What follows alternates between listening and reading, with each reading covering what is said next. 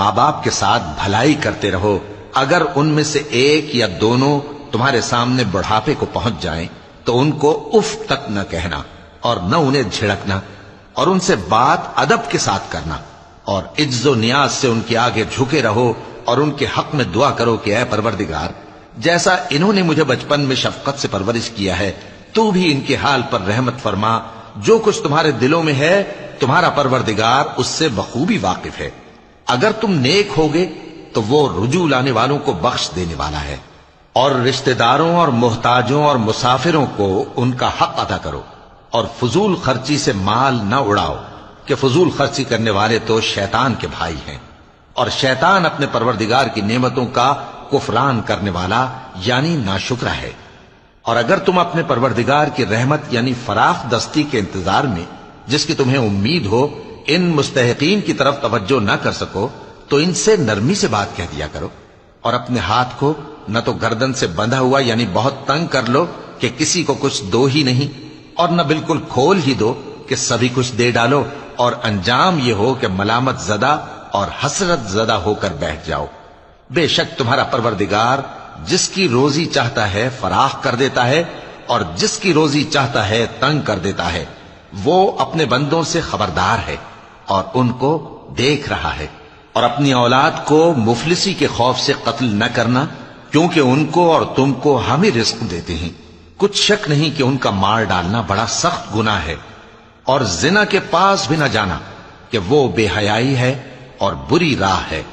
اور جس جاندار کا مارنا اللہ نے حرام کیا ہے اسے قتل نہ کرنا مگر جائز طور پر یعنی بفتوائے شریعت۔ اور جو شخص ظلم سے قتل کیا جائے ہم نے اس کے وارث کو اختیار دیا ہے کہ ظالم قاتل سے بدلہ لے، تو اس کو چاہیے کہ قتل کے قصاص میں زیادتی نہ کرے کہ وہ منصور و فتح یاب ہے۔ اور یتیم کے مال کے پاس بھی نہ پھٹکنا مگر ایسے طریق سے کہ بہت بہتر ہو،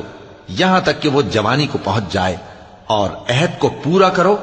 کہ عہد کے بارے میں ضرور پرسش ہوگی۔ اور جب کوئی چیز ناپ کر دینے لگو تو پیمانہ پورا بھرا کرو، اور جب تول کر دو تو ترازو سیدھی رکھ کر تولا کرو،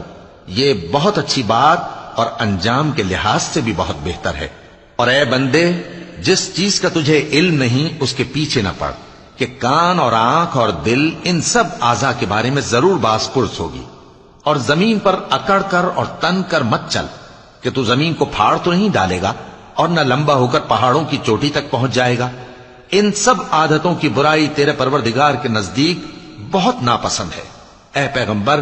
یہ ان ہدایتوں میں سے ہیں جو اللہ نے حکمت کی باتیں تمہاری طرف وحی کی ہیں، اور اللہ کے ساتھ کوئی اور معبود نہ بنانا کہ ایسا کرنے سے ملامت زدہ اور راندہ درگاہ بنا کر جہنم میں ڈال دیے جاؤ گے۔ مشرکو، کیا تمہارے پروردگار نے تم کو تو لڑکے دیے اور اپنے لیے فرشتوں کو بیٹیاں بنایا؟ کچھ شک نہیں کہ یہ تم بڑی نامعقول بات کہتے ہو، اور ہم نے اس قرآن میں طرح طرح کی باتیں بیان کی ہیں تاکہ لوگ نصیحت حاصل کریں، مگر وہ اس سے اور بدک جاتی ہیں۔ کہہ دو کہ اگر اللہ کے ساتھ اور معبود ہوتے جیسا کہ یہ کہتے ہیں تو وہ ضرور عرش والے کی طرف لڑنے بھیڑنے کے لیے رستہ نکالتے۔ وہ پاک ہے، اور جو کچھ یہ بکواس کرتے ہیں اس سے اس کا رتبہ بہت عالی ہے۔ ساتوں آسمان اور زمین اور جو لوگ ان میں ہیں سب اسی کی تسبیح کرتے ہیں، اور مخلوقات میں سے کوئی چیز نہیں مگر اس کی تعریف کے ساتھ تسبیح کرتی ہے، لیکن تم ان کی تسبیح کو نہیں سمجھتے۔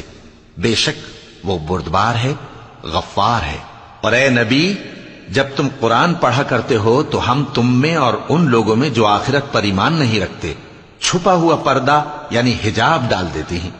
اور ان کے دلوں پر بھی پردے ڈال دیتے ہیں کہ اسے سمجھ نہ سکیں، اور ان کے کانوں میں ثقل پیدا کر دیتے ہیں۔ اور جب تم قرآن میں اپنے پروردگار یکتا کا ذکر کرتے ہو تو وہ لوگ بدک جاتے ہیں اور پیٹ پھیر کر چل دیتے ہیں۔ یہ لوگ جب تمہاری طرف کان لگاتے ہیں تو جس نیت سے یہ سنتے ہیں ہم اسے خوب جانتے ہیں، اور جب یہ سرگوشیاں کرتے ہیں یعنی جب ظالم کہتے ہیں کہ تم تو ایک ایسے شخص کی پیروی کرتے ہو جس پر جادو کیا گیا ہے، دیکھو انہوں نے کس کس طرح کی تمہارے بارے میں باتیں بنائی۔